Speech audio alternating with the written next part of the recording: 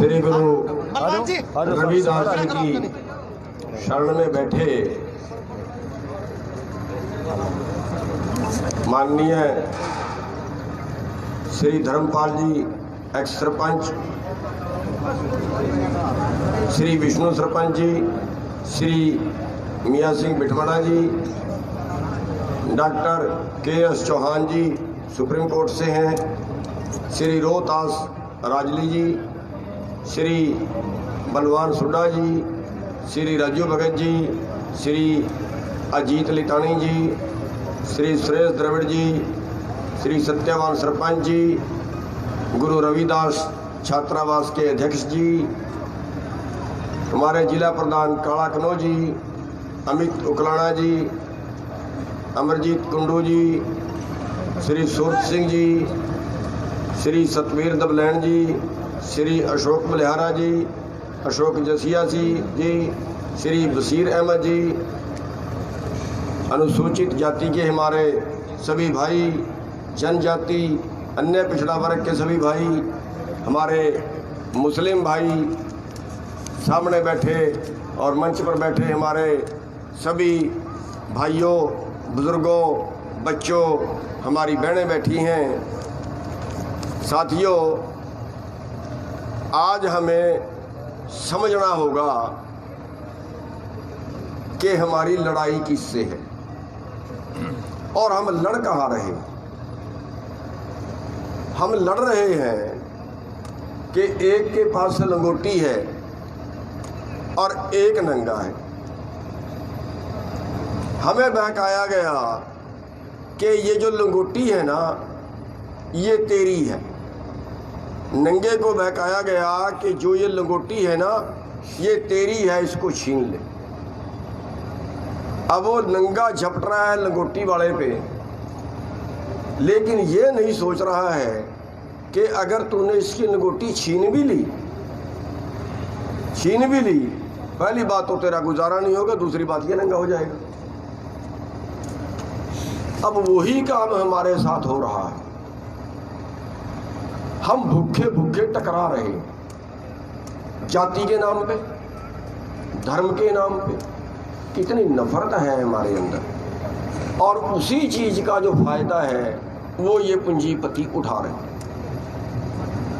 हम भूल जाते हैं कि हम कौन हैं, हमें चाहिए क्या। हमारे धर्म के ठेकेदारों ने हमें धर्म के नाम पे बहका दिया, हमारी जाति के ठेकेदारों ने हमें जाति के नाम पे बहका दिया, और जो हमारे असली मुद्दे थे उनसे हम भटक गए। आप देखिए कि यहाँ चुनाव कैसे होता है। यहाँ जाट बरादरी ज़्यादा है, जाट को टिकट दे दो। यहाँ सैनी बरादरी ज़्यादा है, यहाँ सैनी को टिकट दे दो। यहाँ कोई और बरादरी ज़्यादा है, उसको टिकट दे दो। कभी नहीं सोचा गया कि देश की तरक्की कैसे हो सकती है।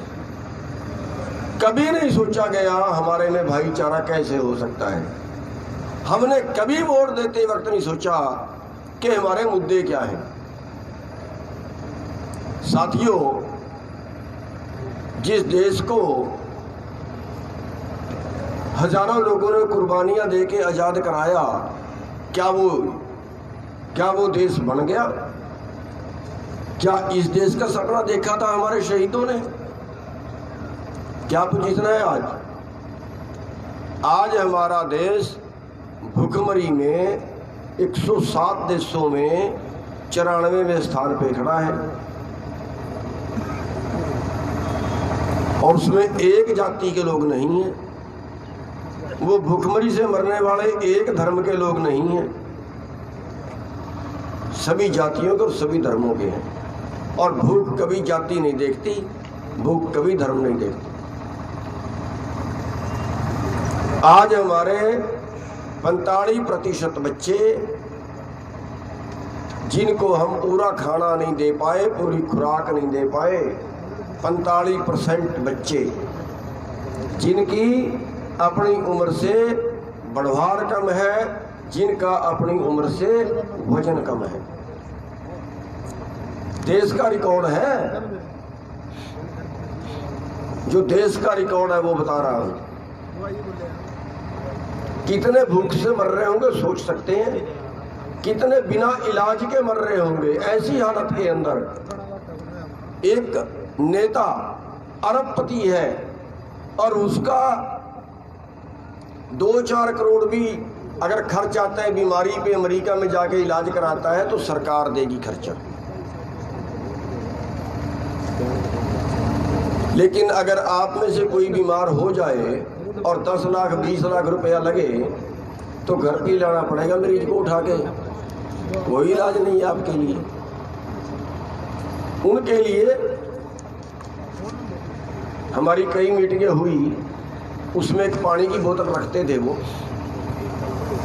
सरकार से जब मीटिंगें हुई और उसमें मैंने एक दिन उस बोतल उठाई वो, और उस बोतल का रेट पड़ा 300 ml की बोतल है और उसकी कीमत है 100 रुपये। 300 ml की बोतल, पानी की कीमत है 100 रुपये। वो पानी पीते हैं वो आपके पैसे से, आपके सिर पे। और यहाँ हम लड़ रहे हैं किसके लिए? यहाँ हम लड़ रहे हैं लंगोटी के लिए। छीना किसने? छीना किसने? आज अकेले अंबानी की आमदन 90 करोड़ प्रति घंटा है। 1 घंटे की 90 करोड़, सोच सकते हैं? आपने कभी 90 करोड़ देखे हैं? आपने जितनी अंबानी की 1 मिनट की आमदन है, 1 मिनट की, उतनी आपकी सारी उम्र ताउम्र की आमदन नहीं है। ऐसे परिवार हैं जितनी अंबानी की 1 मिनट की आमदन है। और दूसरी तरफ हमारे देश में वो लोग हैं जिसकी 9 रुपये घंटे की नहीं है। हमारे पास 2 चीज हैं, एक है हमारी फसल और दूसरी चीज है हमारी मजदूरी। हम पूरे ग्रामीण लोग इन 2 चीजों पर जीवित हैं और आधी आबादी शहर की भी इन दोनों चीजों पर जीवित है। लेकिन उसकी हालत क्या है? आज हमारी फसल का हाल, जो न्यूनतम कम से कम मूल्य है, अगर उस पे पूरे देश की फसल बिकती है, केवल 23 फसलें, सारी नहीं, केवल 23 फसलें, तो हमारा पैसा बढ़ता है 17 लाख करोड़। और आज हमें मिल रहा है करीब 13 लाख करोड़, यानी 4 लाख करोड़ हर साल आपको घाटा हो रहा है। और उसका अर्थ ये है कि 4 लाख करोड़ हर साल मार्केट में कमा रहा है, और जो मार्केट में कमा रहा है उससे देश की जीडीपी गिरती है, देश की दुकानें, देश का छोटा व्यापार चलता है, और आप देख रहे हो आप कि उसका बेड़ा गर्क हो गया है। दूसरी चीज है हमारी मजदूरी। आज अनस्किल्ड का रेट भी मेरे ख्याल से 9500 के करीब है हरियाणा में, लेकिन मिल कितना रहा है? आपके जो बच्चे शहर में मजदूरी करने जा रहे हैं, फैक्ट्रियों में, छोटी कंपनियों में मजदूरी करने जा रहे हैं, उनको कितने मिल रहे हैं? 6000, 7000, यानी एक मजदूर के हिस्से का 3000 रुपया किसी बड़े आदमी की जेब में जा रहा है। और बस ये दोनों चीज का है हमारे पास, और इन दोनों में टूटा है। और जब दोनों में टूटा है तो फिर हमारा पूरा समाज टूटे में। अब अगर हम, जिनका शोषण हो रहा है, अगर हम दोनों इकट्ठे हो जाएं तो हमें किसके खिलाफ लड़ना चाहिए? वास्तविकता क्या है? वास्तविकता ये है कि लोगों का राज लोगों के द्वारा, लोगों के लिए बनेगा, इसलिए देश को आजाद कराया था। अंग्रेजों का राज नहीं चाहिए, लोगों का राज चाहिए, और लोगों द्वारा बनाया जाए और वो लोगों के लिए ही काम करे। लेकिन अब क्या हो गया है? अब पूंजीपतियों का राज पूंजीपतियों के द्वारा पूंजीपतियों के लिए हो गया है। जो 10 करोड़ खर्चे का एमपी बनेगा 4-5 करोड़ टिकट के लिए भी देने पड़ेंगे। जितने पूंजीपति हैं आज जितने राज्यसभा के मेंबर हैं उनमें आधे देश के पूंजीपति हैं जिन्होंने चुनाव नहीं लड़ा, पार्टी को चंदा दिया, राज्यसभा का मेंबर बन गया। आज जितने कानून बढ़ते हैं सारे पूंजीपतियों के पक्ष में बन रहे हैं और दुनिया भर का टैक्स पूंजीपतियों को दिया जा रहा है, छोड़ा जा रहा है उनको। आज करीब 7 लाख करोड़ रुपए का टैक्स है जो पर साल पूंजीपतियों को छोड़ के अमीर बनाया जा रहा है। यानी पूरे देश के किसानों और मजदूरों के कर्जे के बराबर। आज हर साल कितने हजार करोड़ रुपया पूंजीपतियों का कर्जा माफ किया जा रहा है। लेकिन जब आपका कहीं कर्जा माफ करने का या आपसे कुछ राहत देने का नाम आ जाए तो सरकार की सांसें फूल जाती है। आज देश का एनपीए जो बड़े पूंजीपतियों ने लेके मार लिया, आज वो 15 लाख करोड़ रुपए है। 15 लाख करोड़ देश के टोटल किसानों के टोटल कर्जे से 2 गुना।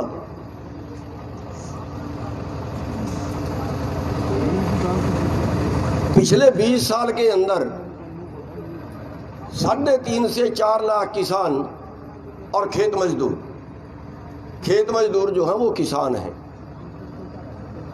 3.5 लाख से 4 लाख के बीच ये लोग आत्महत्या कर चुके हैं कर्जे से दब के। 50,000 कर्जे के लिए बैंक ने उठा के जेल में डाल दिया, नीलामी आ गई, मर गया, आत्महत्या कर ली। उसी देश में 20,000 करोड़ के कर्जे में 50,000 करोड़ के कर्जे में एक भी पूंजीपति अगर मरा हो तो बता दो, एक भी पूंजीपति जेल में गया हो तो बता दो कि आखिर हम क्या सोच के घर बैठे हैं। हम कब लड़ेंगे? क्या अरे इसी जन्म में तो लड़ेंगे, क्या हम अगले जन्म के भरोसे बैठेंगे तब लड़ेंगे? अरे खा गए हमें ये पूंजीपति लोग खा गए हमें और हम चुप हैं, फिर अपने घरों में डूब के बैठे हैं। क्यों? कब खड़े होंगे? किस लिए आजाद कराया था देश को? ये इतना शोषण देखने के लिए?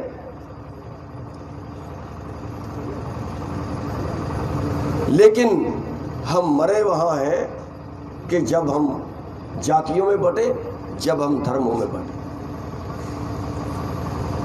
हमारे भाई ने आपसे कई प्रस्ताव पास कराए, बस एक प्रस्ताव मैं पास करवाता हूं आपसे कि सारे किसान भाई अपने घरों में अंबेडकर की फोटो लगाएंगे। हाथ उठा के बताइए जितने किसान बैठे हैं यहाँ, अपने घरों में अंबेडकर की फोटो लगाएंगे। और जितने हमारे मजदूर बैठे हैं यहाँ, वो सारे हाथ उठा के बताएं कि आज के बाद अपने घर में सर छोटूराम की फोटो लगाएंगे। साथियों, हम 1 और 1 2 नहीं, 1 और 1 11 हो जाएंगे और इन पूंजीपतियों को पीट लेंगे। बस यही लड़ाई है, यही समझ में आ जाए तो बेड़ा पार हो जाएगा। साथियों, आज जानते हो अंबानी की घरवाली पे कितने पैसे का मोबाइल है? 315 करोड़ का। जानते हो उन्होंने 15 साल पहले मकान बनाया, कितने पैसे का बनाया है? एक परिवार ने कितने पैसे का बनाया है? 9,000 करोड़ का। उनकी लड़की पूजा के लिए तैयार होती है 280 करोड़ में। और आपकी जिंदगी कहां है? हमारे 250 से ज़्यादा किसान धरनों में बैठे मर गए। संवेदनहीन सरकार ने एक बार उनके पक्ष में कोई शब्द नहीं बोला। अंबानी के टावर टूट गए तो बड़ी पीड़ा हुई मोदी को, संसद में बोलता है टावर तोड़ दिए। ये संवेदना है। कितने वहां आत्महत्या करके मर गए। हमारे कृषि मंत्री बोलते हैं इनको तो मरना ही था, यहां भी मरते घर भी मरते, जैसे कीड़े मकोड़े मर गए। साथियों क्यों आखिर क्यों नहीं समझ रहे हम, और कब समझेंगे? अरे ये लड़ाई आपके बच्चों के भविष्य की है। क्या 6,000 में आपका बच्चा 6,000 रुपये मजदूरी करके परिवार चला लेगा? अगर नहीं चला सकता तो फिर आप क्या कर रहे हो? ये आपके बच्चों के भविष्य का सवाल है, जिसके लिए आदमी कुछ भी कर गुजरता है। साथियों, ये लड़ाई बीजेपी से नहीं, ये लड़ाई कारपोरेट वर्सेस जनता, पूंजीवादी वर्सेस जनता के बीच में है। और इन पूंजीवादियों के खिलाफ, इन पूंजीपतियों के खिलाफ अगर आप खड़े हो जाए ना, तो सब कुछ हो सकता है। क्योंकि जनता सर्वोपरि होती है और जनता में भगवान बसता है। भगवान का दूसरा रूप होती है जनता। लेकिन हमने क्या कह दिया? हमने छोड़ दिया कि शायद हमारी किस्मत में बस ऐसे ही है, ऐसे ही पैदा होना था, ऐसे ही मरना है हमारी किस्मत में। और एक महात्मा से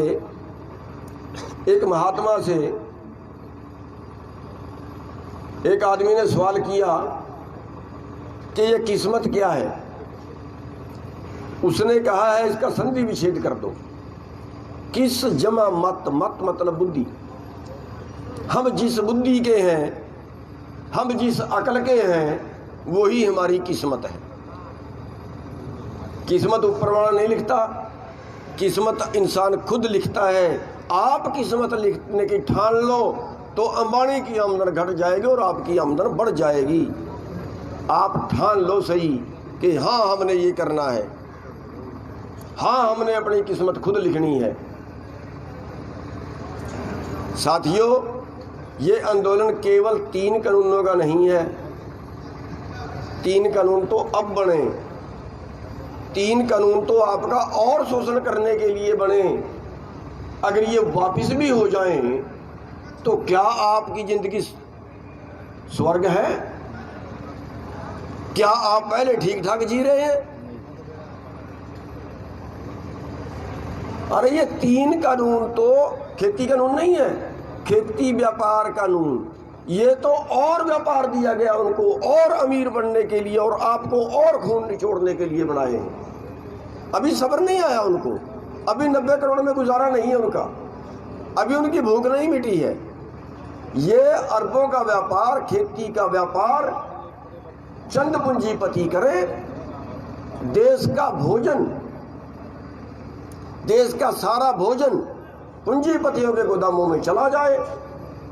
और फिर वो हमारे जो मजदूर भाई हैं ना, वो अब तक शायद ये सोच रहे हैं, हम बता भी नहीं पाए कि ये आंदोलन तो किसानों का है और हम भी इसको किसान आंदोलन के नाम से पीट रहे हैं।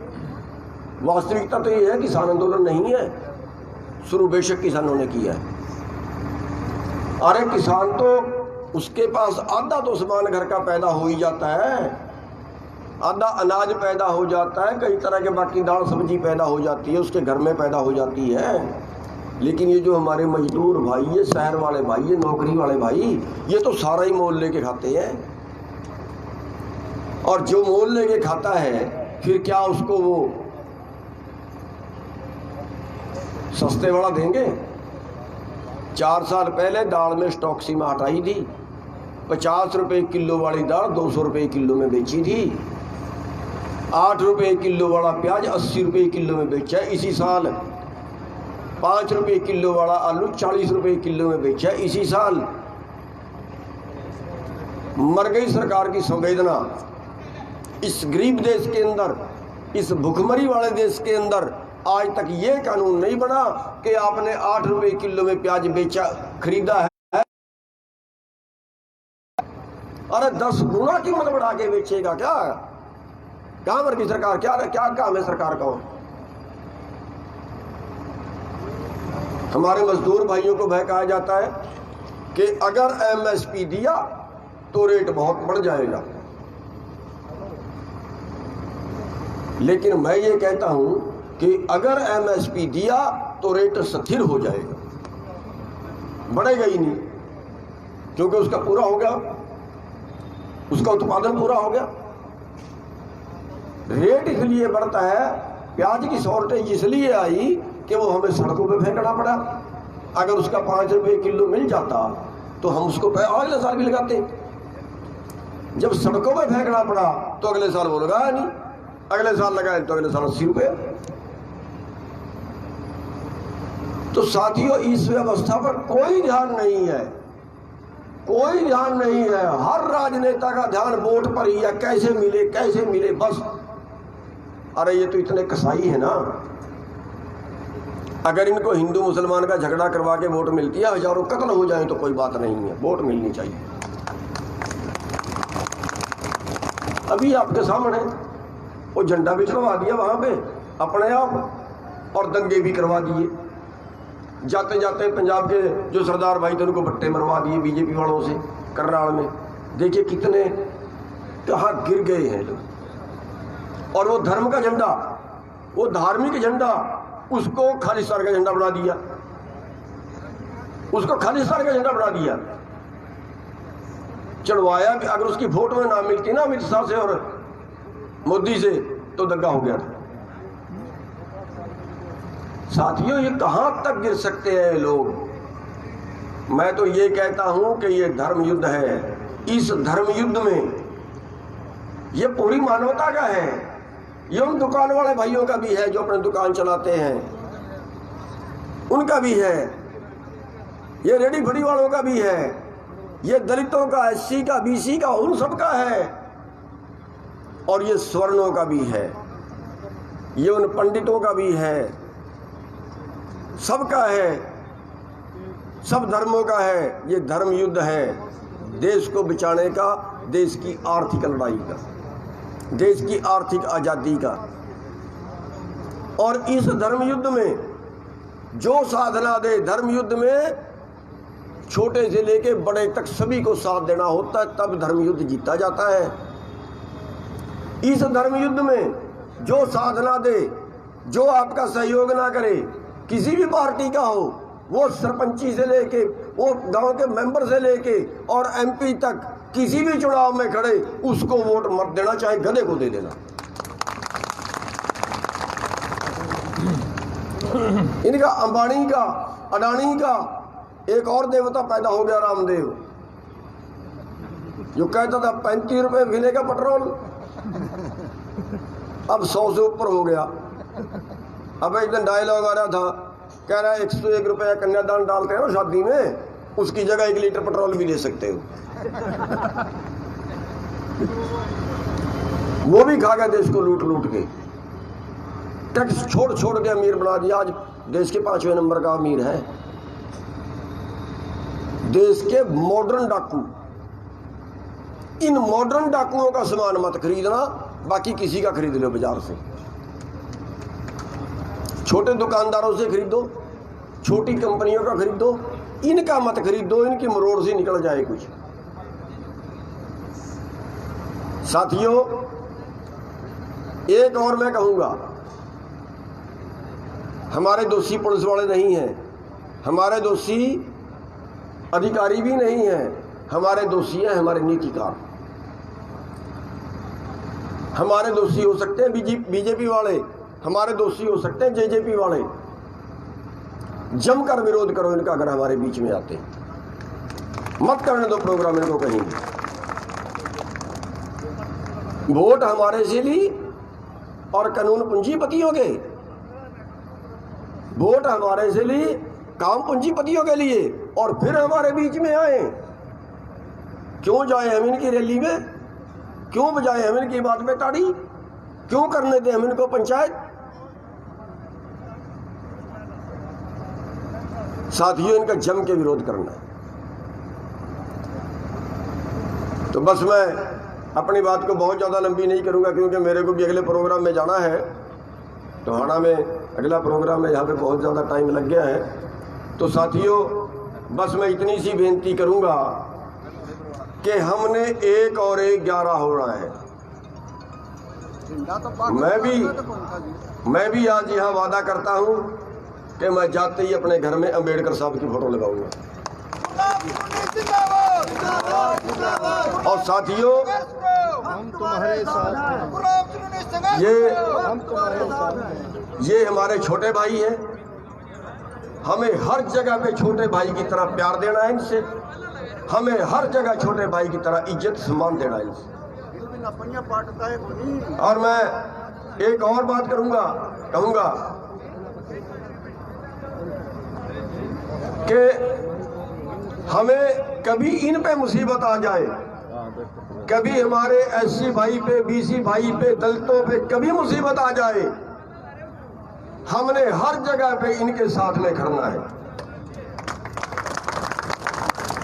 हमारे छोटे भाई हैं, हम इनको मान सम्मान भी देंगे। और ये भी आज जिस तरह से इन्होंने ये शुरुआत की है, एक पौधा लगाया है, इस शुरुआत का हमारे भाइयों ने जो पहल की है, हम उनके लिए अति आभारी हैं उनके। और आज जो हमारे किसान भाई, जो उन्होंने भी आज वादा किया कि अपने अपने घरों में अंबेडकर साहब की फोटो लगाएंगे और बड़े भाई और छोटे भाई जैसा रिश्ता निभाएंगे, उन सब के आभारी हैं। आज के आयोजकों के, सभी जिन्होंने आज समर्थन किया, उन सभी के हम अति आभारी हैं, अति धन्यवादी हैं। यहाँ पे लंगर लगाने वालों भाइयों के भी अति धन्यवादी हैं। और एक बार मैं सबको धन्यवाद करते हुए नमस्कार करता हूँ सभी भाइयों का।